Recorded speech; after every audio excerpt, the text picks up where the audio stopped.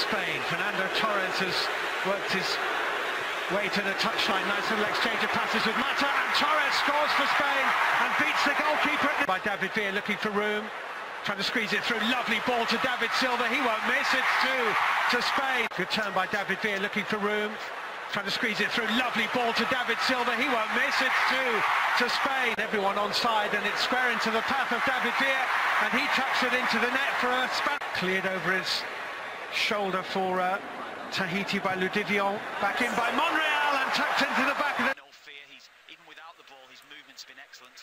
That's nice from David Silva.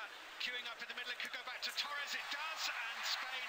David Villa is onside, and the goalkeeper's missed it, and Spain have 7. Kevin, a long time to go. 25 minutes to go, and it's... Lorenzo Tejo couldn't quite control it. Is there a fantasy end to this game? Here's Fernando Torres. He'll be absolutely determined to put this away. He's round the goalkeeper, and he has scored.